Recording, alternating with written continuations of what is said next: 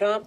This is Overthrown Pass. I'm Mike Zorski with John LiPuma, who is very excited about his LaSalle Explorers right now. I want to remind everybody at Rider University that all the recipes have in fact been entered, and the judges have poured over every ingredient. It's time now to make your taste buds explode. Don't miss the Rider Student Top Chef Performance Cook-Off this Thursday, March 28th, 4 to 7, live at Daly's Dining Hall. Come on out and eat free food. I mean, you really can't do anything too much better as a college student than get free food, right, Puma? That's it. And free food is what it's all about, besides college basketball, of course. And we have some pretty good ones here. Megan Manada's grilled mac and cheese. I want to try some of that. Brian Shower's Italian-inspired pollo catalano, which is a chicken dish. I'm all about that, too. And I don't love sweets, but I love Reese's. And this girl, Emily Ritter, has Reese's Peanut Butter Cup cheesecake bars. That's pretty serious. That is serious. I'm allergic to peanut butter, so I'm staying away from that one. The student with the most votes at the end of the competition will be crowned the next Rider Student Top Chef. Happy cooking and happy tasting from 107.7 The Bronx. We are talking about the LaSalle Explorers and their improbable tournament run. So nonetheless, give it up for LaSalle graduate. Very excited as well, James Morrow. James, thank you for your patience. Thank you for calling in again. James is persistent, Puma. He called in 15 minutes ago, and I was like, bro, we're going to break in a few minutes, but stay on after. So here's James Morrow. James, welcome. Thank you. How you doing, guys? What are your thoughts on this run, James? I know you've been watching LaSalle basketball for going on a decade now. So what do you make of this run? It's actually quite a pleasant surprise. It in a lot of ways it surprised me, but it's a pleasant surprise. I'm happy to see it. And what do you think? What's your prediction for this team? How deep do you think they can go? I think they can win this game on Thursday. I really do. If they keep it close, because the last two games I saw they played out both in the same way. They had a good lead at halftime, and they basically just held on. I think the third game's going to go the same way. And can they sustain this tight game, tight game mentality where every game is hinging on every single possession, every bounce of the ball? I do. I mean, Genie said, I remember where I read it or heard it. I might have said it on SportsCenter. I said they played two Final Four teams in Butler, and so they basically, the way he works with them is he told them that they were there. And this game, I could see them absolutely, this mentality playing out that, yeah, they beat. Now, as a graduate, James, how mad does it make you that you just missed being at school for the tournament? It's fun. I mean, it's frustrating, but, just watching it at home kind of just makes it, I feel like I'm there. Have you gone back? Have you, gone back to watch a tournament? No, I mean, I shot out over on, Butler in Brooklyn. Oh, so you got to see them in the A-10 tournament. Yeah, and I said they were, I think, one or two plays from, I think, winning that game. I mean, I don't know where they would have gone after that, but there was one or two turning points I noticed in the second half where had it gone their way, I think they could have won it. So, I mean, they're right there the whole way. Now, I want to know, James, why haven't you booked a flight to Los Angeles to go out there and watch them yet? Good question. I don't know. I mean, the watch party in New York is a lot of fun. Met some interesting people. They have a watch party for LaSalle in New York? Yeah, it's just this, it's like a thing downtown. It's a little thing by City Hall. Wow, that's impressive. I tell you, those guys with the those funny hairdos with the blue and gold? Yeah. One of those guys that I met at the thing is actually one of them. Wow, that's great. Oh, yeah, I didn't know that it's stretching all the way up even into New York City. What do you think that says about the the loyalty and the strength of the LaSalle fan? It's great. I mean, I was blown away by just around the people. I mean, I'd say I saw 15, 20 people there. And final question, James, before we let you go. Your final score for the game against Wichita, what is it? Wow. Putting you on the spot here, but I mean, you're a graduate of the school, so this is what me and Puma's job is. Am I right, John? Yep, that's it. Yeah. 70-68 LaSalle. 70-58, a nice margin there. A comfortable 12 points. win. A No, comfortable win. 68. Oh, 68. 68. Okay, so not a comfortable win. I think it's a 2 point. I think it's going to play out the same way.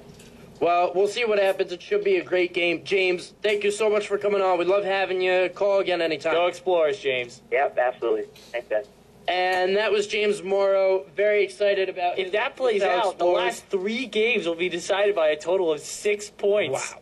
That's what this tournament is, though. Yep, that's it. Survive in advance. Marquette's doing that. They've been playing tight ones the whole way. You and I have said to each other a couple times during this tournament that every time we think we know, what happens? We don't know. We don't know. We don't know. I mean, you and I both thought VCU was going to romp on Michigan, and it was the other way around. The complete opposite. Now, I want to stay on Michigan for a bit. They're playing Kansas. Now, people thought last year when Kansas got a #1 seed and made it to the national championship game, that was one of Bill Self's better coaching jobs.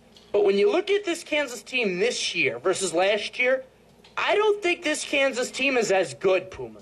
I don't think this Kansas team is nearly as definitely not. You know, that team had Thomas Robinson. They had that one go-to guy who is outstanding. Yep. And this team is more well-rounded. They're a little more, and by well-rounded, I don't mean they're better. I just mean they're deeper.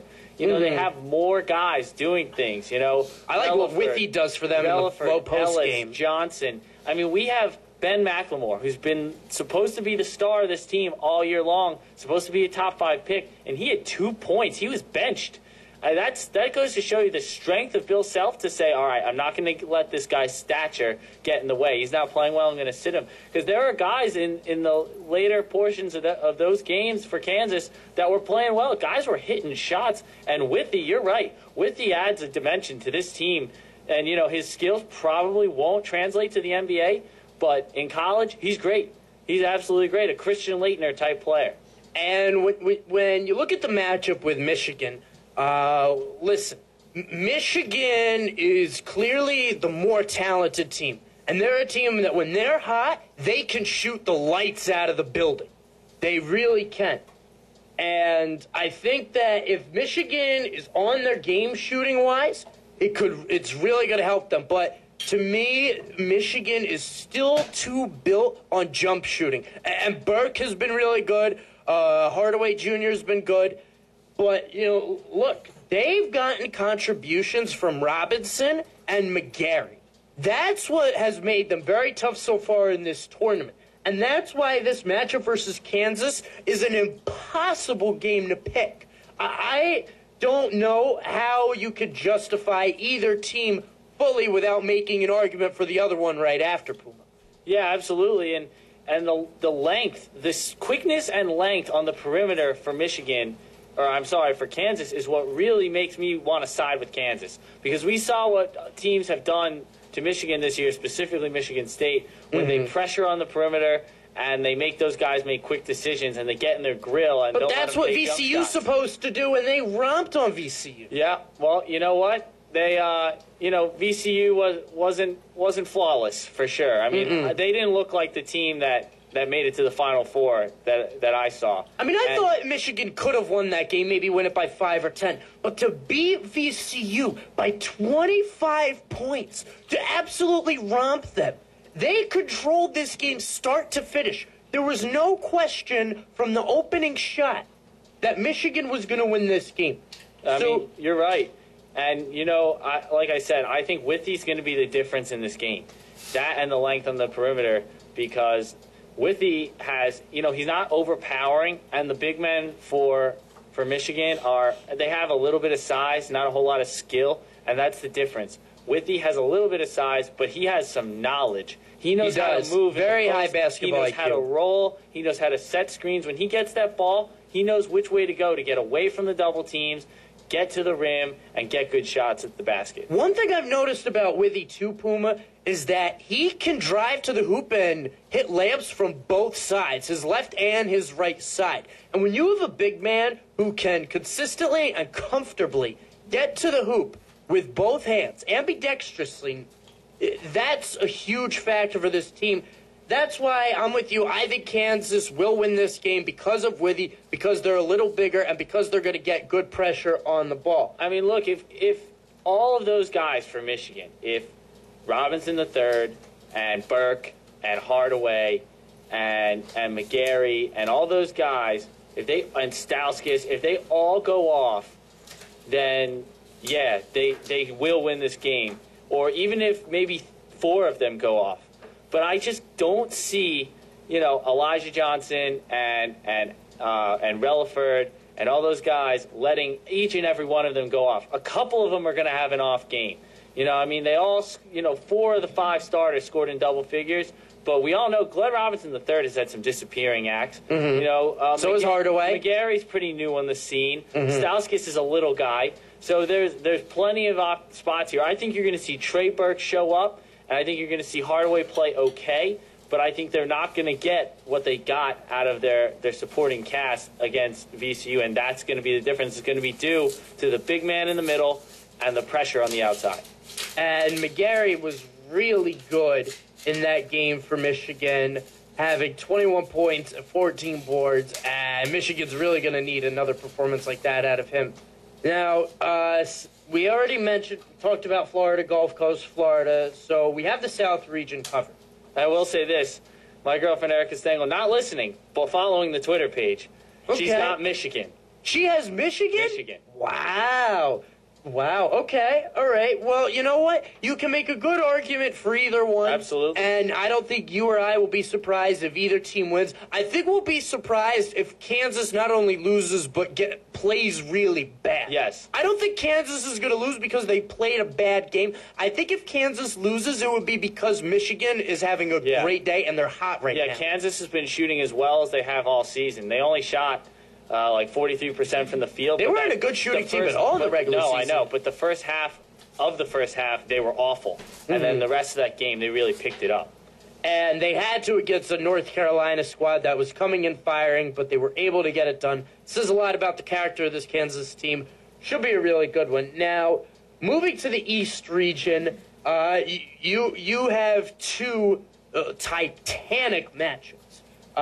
Let's start with Indiana, Syracuse. We'll get to Marquette, Miami after. We might have to wait till after the break to get to it.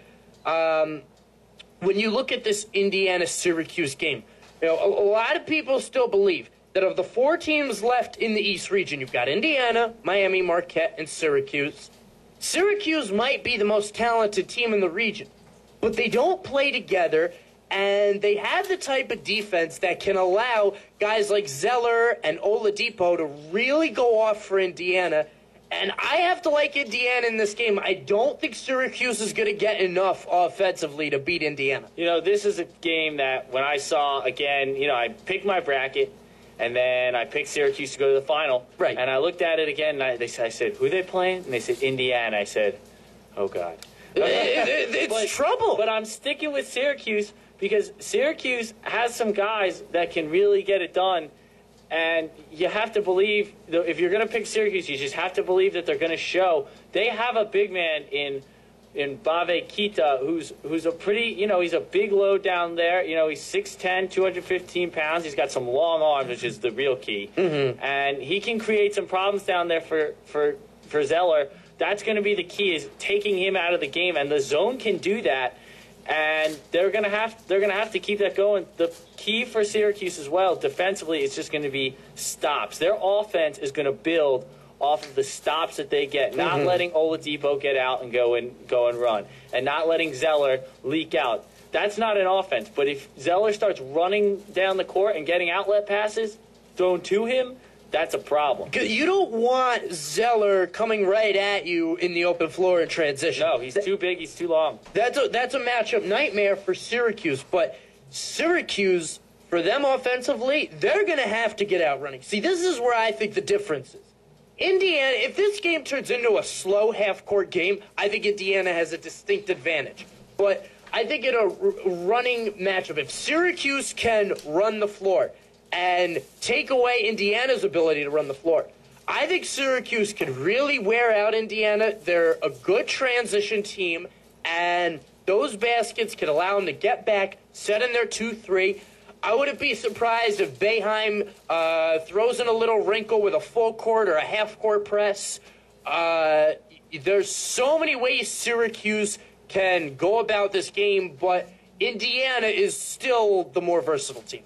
I think the depth of Syracuse, everyone can shoot, and that's a key in the NCAA tournament, and that's the advantage that I'm giving them. Now, Oladipo can shoot, and Farrell can shoot, and Watford can shoot a little, and I think the key matchup here in all of this, and I know how important Zeller is, I think the key matchup is going to be Sutherland and whoever Watford is guarding. We saw Watford with a key block at the end of that game there with Temple. He is a solid defender, and he's athletic at getting stops.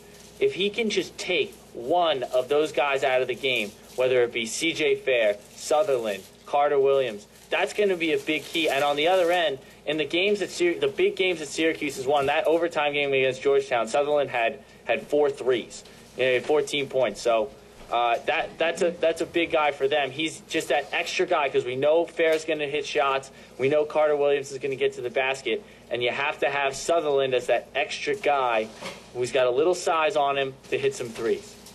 It's going to be a really good game. You have a lot of really good games coming up this weekend. I don't know where to begin. I'm just very excited that all these games present matchups that are so difficult to pick that you have to really spend time dissecting what each team is going to do from an offensive and defensive standpoint because ultimately they intertwine.